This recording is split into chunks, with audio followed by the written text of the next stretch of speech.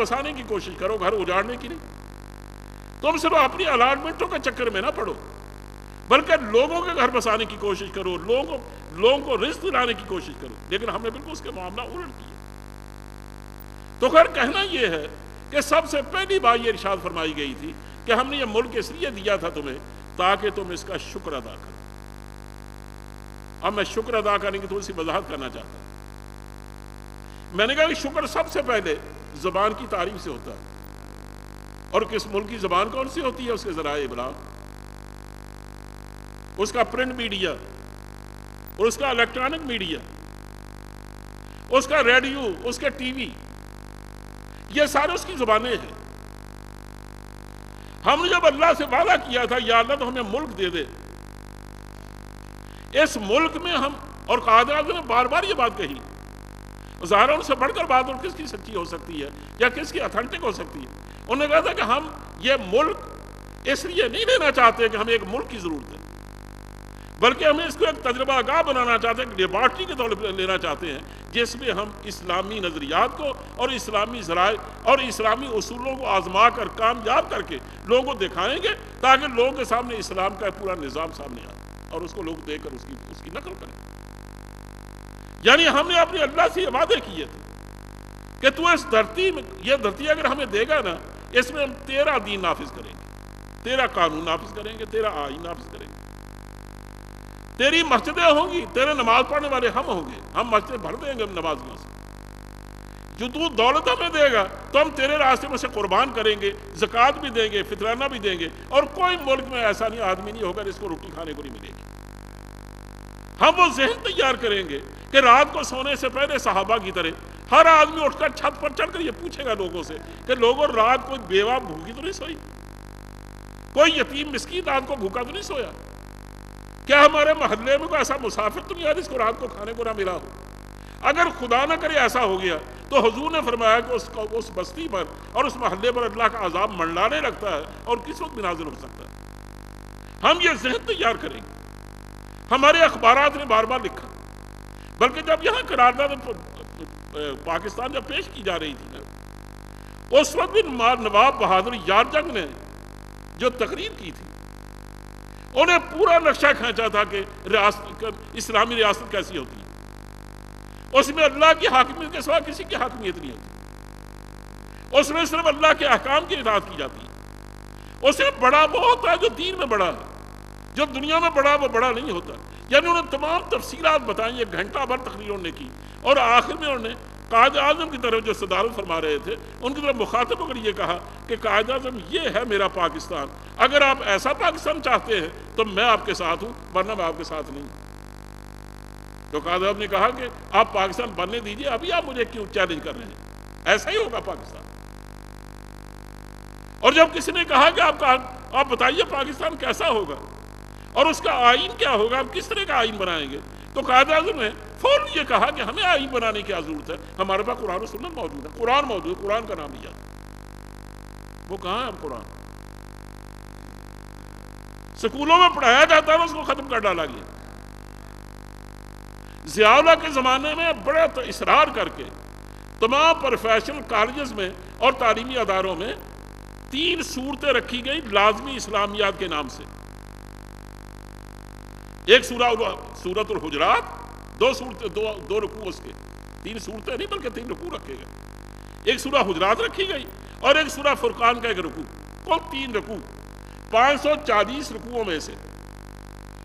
اس کو ہم نے نام دیا اسلامیہ لازمی کا، گویا باقی سب غیر اسلامی، باقی اسلامیہ سب غیر لازمی تھی، وہ اختیاری تھی، چاہے اس کو قبول کرو چاہے نہ کرو۔ لیکن پہلا زمانہ آیا پرویز مشرف کا، اس نے وہ اسلامیہ لازمی بھی ختم کر ڈالی۔ ان کا اس کی کیا ضرورت ہے؟ اس ملک کو کمپیوٹر کی ضرورت ہے، اس کو سائنس کی ضرورت ہے، فزکس کیمسٹری کی ضرورت ہے۔ اندازہ کریں کہ جو بھوپال سے جو آدمی اسلامیات پڑھ کے آیا تھا نا، اور جس کا باپ بھی ایک ٹیچر تھا، اس نے آپ کے ملک کو ایٹم بم دیا۔ وہ ذہن اسلامی رکھتا تھا اور اسلامیات پڑھ کے آیا تھا، اس کو اسلامیات نے سائنس پڑھنے سے نہیں روکا۔ لیکن آپ کے سائنسدانوں نے آج تک ایک چڑیا نہیں بنا کے دکھائی، ایک سوئی تک نہیں بنا سکے۔ تو کیا فائدہ آپ کی یہ فزکس کیمسٹری پڑھانے کا؟ اور آپ کی ٹیکنالوجی نے سوائے اس کے بے حیائی پھیلائی ہو، اس ملک کو اس ٹیکنالوجی سے آج تک ملا کیا ہے؟ لیکن اس کا مطلب یہ نہیں ہے کہ میں اس کے خلاف ہوں. میں جانتا ہوں کہ انسانی زندگی میں ٹیکنالوجی کی وہی ضرورت ہے جو مغرب میں ہے، وہی مشرق میں ہے، اس میں کوئی فرق نہیں ہے. نبی کریم صلی اللہ علیہ وسلم نے، آپ کو معلوم ہونا چاہیے، غزوہ حنین میں 2 صحابہ اس میں شریک نہیں ہو سکے، حالانکہ جہاد میں سے کسی صحابی کا پیچھے رہنا وہ گویا موت کا مترادف ہوتا. غیران بن سلمہ اور ایک دوسرے صحابی جن کا نام اس میں میرے ذہن میں نہیں، وہ 2 شریک نہیں ہو سکے. اس کی وجہ کیا تھی؟ کہ ہبرش ایک شہر تھا ملک شام کا، اس میں اس زمانے میں زبور جو زمانے کا ٹینک تھا، دبابہ جو منجنیق کی طرح تھا، یہ اس زمانے کی وہاں کی ٹیکنالوجی بڑی زوروں پر تھی. نبی کریم صلی اللہ علیہ وسلم نے دونوں آدمیوں کو بھیجا تھا کہ جا کر وہاں سے ٹیکنالوجی یہ سیکھ کے آؤ تاکہ اپنے ہاتھوں یہاں ٹینک بھی بنا سکو، اور یہاں سے تم ٹینک بھی بنا سکو اور تم منجنیق بھی بنا سکو. اس کا مطلب یہ سنت ہے ہمارے لیے کہ ہمارے ملک کے دفاع کے لیے اگر ضرورت ہے نا جدید ترین اسلحے کی، تو یقین جانو کہ جیسے اللہ نے حکم دیا اقیم الصلاۃ کا، نماز قائم کرو، اسے یہ بھی حکم دیا اعدوا لهم ما استطعتم من قوة، تم جتنی قوت فراہم کر سکتے ہو اس کی تیاری کرو. اور دونوں میں برابر امر کا صیغہ استعمال ہوا ہے. اس کا مطلب ہے اگر وہ واجب ہے تو یہ بھی واجب ہے. اگر کسی ملک کی مسلمان حکومت مسلمانوں، وہاں کے رہنے والے مسلمانوں کو کھانے کو نہیں دیتی، ان کی تعلیمی ضروریات پوری نہیں کرتی، ان کو رہنے کو گھر نہیں دیتی، ان کے چلنے پھرنے کو امن اور چین نہیں دیتی، اور رات کا سکون نہیں دیتی، تو وہ اللہ کے نزدیک مجرم ہے.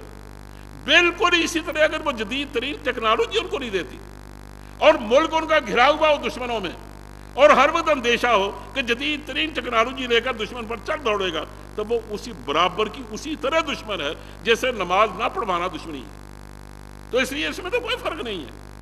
اس لیے میں اس کی مخالفت نہیں کرنا چاہتا. میں صرف یہ کہنا چاہتا ہوں کہ آپ بتائیے ان دونوں میں آخر تقابل کہاں تھا؟ ان میں کیا تضاد تھا؟ کہ کیا اسلام کے زمانے میں لوگ سائنس نہیں جانتے تھے؟ دیکھیں 1000 سال تک جو مسلمانوں نے حکومت کی ہے، تو اس زمانے کی ٹیکنالوجی سے بے بہرا ہوتے تو کیا وہ حکومت کر سکتے تھے؟ کیا ان کی فوجیں دوسری فوجوں پر کبھی غالب آ سکتی تھی؟ حالانکہ جب عرب نکلے ہیں عرب سے، تو آپ اچھی طرح جانتے ہیں کہ ان کے پاس سوائے تلواروں کے اور کچھ نہیں تھا، یا سوائے ڈھالوں کے اور کچھ نہیں تھا، یا نیزوں کے سوا کچھ نہیں تھا. اور ان کے مقابلے میں یہ روم سے ان کا مقابلہ پڑا، ایران سے مقابلہ پڑا. یہ اس زمانے کی سب سے بڑی قوتیں تھیں اور جدید ترین قوتیں تھیں، اور ان کی فوجیں لاکھوں کی تعداد میں نہایت مرتب اور منظم فوجیں تھیں، اور اس زمانے کی جدید ٹیکنالوجی سے بالکل بہرا تھی. لیکن کیا وہ لوگ مسلمانوں پر غالب آ گئے؟ جہاں بھی پہنچے مسلمان کی تعداد ہزاروں میں تھی اور ان کی لاکھوں میں، لیکن جب مقابلہ ہوا انہیں گاجر مولی تو ان کو کاٹ کے رکھ دیا. معلوم ہوا کہ کچھ چیزیں اور بھی ہیں جن کا حاصل کرنا ضروری ہے، اور وہ ظاہر ہے کہ نبی کریم صلی اللہ علیہ وسلم اور ان کے طریقے پر چلنے والوں کی صحبت کے نتیجے میں پیدا ہوتی ہے، اور ان کے اللہ کا بھیجا ہوا قرآن اور حضرت صلی اللہ علیہ وسلم کی دی ہوئی سنت، اگر اس کو حفظ جان نہ بنایا جائے تو ظاہر آدمی میں قوت پیدا نہیں ہوتی کہ جو جنگ میں بھی کام آتی ہے، جو امن میں بھی کام آتی ہے. اسی میں کہتا ہوں کہ ہمارا ملک ہم نے ان تمام وعدوں کی بنیاد پر بنایا تھا کہ ہمارے ملک کا آئین کیا ہوگا جو اللہ نے دیا ہے، اور وہی قائد اعظم نے کہا، اور یہ بھی کہا یہ ہم لا اینڈ آرڈر کا مسئلہ حل کریں گے. مجھے یاد پڑتا ہے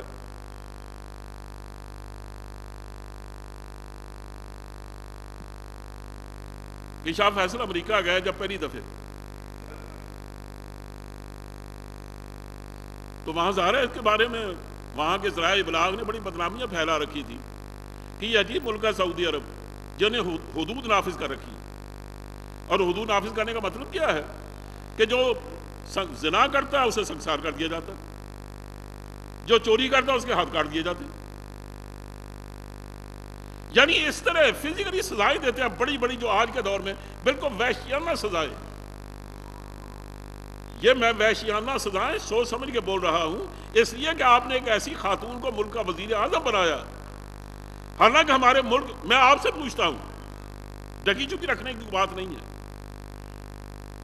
جس چیز کو اللہ کے دین نے، اللہ کے قرآن نے اور نبی کریم صلی اللہ علیہ وسلم نے فرض اور واجب قرار دیا ہو، اس کو کوئی شخص یا کوئی مرد یا کوئی عورت اگر وحشیانہ قرار دے، مسلمان رہ جاتا ہے؟ تو کیا ہمارے ملک میں اخبارات میں آپ نے نہیں پڑھا کہ آپ کے ووٹوں سے ایک بننے والی خاتون ملک کی وزیر اعظم بنی اور اس نے ایک دفعہ نہیں بارہا یہ بات کہی ہے وحشیانہ سزائیں ہیں، یہ اس ملک میں نہیں آ سکتی؟ اور ہم نے ہمارے ذرائع ابلاغ نے اور بلکہ ہمارے تعلیمی ذرائع نے جو ذہن تیار کیا، آپ اس سے اندازہ کر لیں کہ یہ جہاں قرارداد پاکستان پاس ہوئی تھی، یہ زمین میں، یہ میاں امیر الدین کی زمین ہے جہاں مینار پاکستان کھڑا ہے۔ وہ پہلے میئر تھے لاہور کے۔ میرے کانوں نے، گناہگار کانوں نے خود یہ بات سنی، کیونکہ میں اس مجلس میں موجود تھا، کیونکہ اس زمانے میں یونیورسٹی میں ملازمت کر رہا تھا۔ ایک کتابوں کی ایک نمائش رکھی گئی تھی، اس کی افتتاح کے لیے غالباً کو بلایا گیا تھا۔ وہاں بیٹھے ہوئے وائس چانسلر کے دفتر میں انہوں نے یہ بات سنائی۔ انہوں نے کہا کہ میں شاید ایک دن پہلے یا 2 دن پہلے کہا کہ میں گیا تھا پاکستان بار ایسوسی ایشن میں، ہائی کورٹ میں۔ کہتا میں جب گیا تو میرے جاتے ہی وہ سارے وکیل وہ میرے پیچھے پڑ گئے۔ انہوں نے کہا میاں صاحب، یہ آپ نے ملک اس لیے بنایا تھا کہ یہاں کے بسنے والے لوگوں کو ٹنڈے بنا دیں، ان کے ہاتھ کاٹ دیں، ان کی خوشیاں چھین لیں، ان کو اپنی مرضی کی زندگی نہ گزارنے دیں۔ انہوں نے کہا اگر بات کیا ہے، انہوں نے کہا اس سے بڑھ کر بات کیا ہے کہ آپ ایک ملک میں اسلامی آئین کی بات کر رہے ہیں، اس کے مطابق قرارداد مقاصد پاس کی جا رہی ہے، مسلم لیگ بھی ساتھ ساتھ ان کی لگی ہوئی ہے، کچھ لوگ اس کا تقاضا کر رہے ہیں اور لیاقت علی خان ان کے ساتھ ملا ہوا ہے۔ یہ جو اسلامی قانون اور اسلامی آئین لانا چاہتے ہیں، اس میں حدود ہوگی نا، اور اس میں حدود نافذ کریں گے تو کیا جو چوری کرے گا اس کے ہاتھ کاٹیں گے؟ اگر آپ ہاتھ کاٹیں گے اور سنسار کریں گے تو آپ مجھے بتائیے آپ مغرب والوں کو کیا منہ دکھائیں گے؟ اگر ہمیں ان کو بھی تو منہ دکھانا ہے۔ اب جو زبان بول رہی ہے اس کے پیچھے اس کا ذہن کام کر رہا ہے، اور یہ ذہن کہاں تیار ہوا ہے؟ ہمارے تعلیمی اداروں میں۔ اس کو زہر کس نے پلایا؟ ہمارے ذرائع ابلاغ نے۔ اور زبانیں کھولنے کا موقع کس نے دیا؟ ہماری حکومت نے اور ہماری سیاست نے۔ میاں امیر الدین کہنے کہ مجھے ان سے جان چھڑانا مشکل ہو گیا، میں وہاں سے جان چھڑا کے نکلا۔ کہا اندازہ کریں کہ جس ملک کو جس راستے پر چلانے کے لیے اور جو آئین دینے کے لیے ہم نے وعدہ کیا تھا اور لوگوں سے وعدہ کر کے یہ ملک بنایا تھا، آپ مجھے اندازہ کریں اس کا پڑھا لکھا طبقہ اس طرح سوچتا ہے۔ اب ہم کیا کریں؟ یعنی وہ پوچھتا تھا ہم کیا کریں؟ آپ وہی کریں جو بعد میں کیا مسلم لیگ نے، جو آج تک کر رہی ہے۔ یعنی ان کو دعویٰ تو ہے کہ ہم نے یہ ملک بنایا۔ سوال یہ ہے کہ جس کو دعویٰ نہیں ہے ملک بنانے کا، وہ تو شاید کو عذر پیش کرے کہ میں نے ملک بنایا نہیں، مجھ سے پوچھتے کیوں؟ لیکن جن کو دعویٰ ملک بنانے کا، انہیں جس بنیاد پر ملک بنایا تھا، جب آپ نے بنیاد گنوا دی ہے تو بتائیے آپ بندوں کو اور اللہ کو جا کر کیا جواب دیں گے؟ جب پوچھا جائے گا کہ آپ نے اپنے تخت بچھانے کے لیے کیا تھا۔ میں حیران ہوں کہ شوکت حیات جس کے نام کے نعرے لگا کرتے تھے، جب پاکستان بن رہا تھا شوکت اسلام کے نام سے، اسحاق خان کے زمانے میں اس کے گھر میں بڑا حادثہ پیش آیا، اللہ رحم فرمائے، اور شاید قدرت نے سزا دی اسے۔ اس کے بیانات چھپے، ایک دفعہ نہیں، ایک دفعہ سے زیادہ۔ انہوں نے کہا میں ملک بنانے والوں میں شامل تھا، یہ ملک ہم نے صرف روٹی پانی کے مسئلہ کو حل کرنے کے لیے بنایا تھا، یہ اس لیے نہیں بنایا تھا یہاں اللہ کا قانون نافذ ہوگا۔ یہ کس نے وعدہ کیا؟ اور ان کے جو پڑھے لکھے لوگ تھے نا، وہ بڑی ایک ایسی بات کہتے تھے کہ جس کا میرے پاس بھی کوئی جواب نہیں ہے۔ وہ کہتے ہیں دیکھو نا، اگر ہم نے کوئی فیصلہ کیا تھا آپ اس پر نہ جائیے، ہم تقریریں کیا کرتے تھے، آپ یہ بتائیے ہماری عاملہ نے کیا اس کے بارے میں کوئی قرارداد پاس کی تھی؟ جب ہماری عاملہ کی کوئی قرارداد نہیں، اس کا مطلب صرف تقریریں تو لوگوں کو بہلانے کے لیے تھی نا، سو ہم نے بہلا لیا۔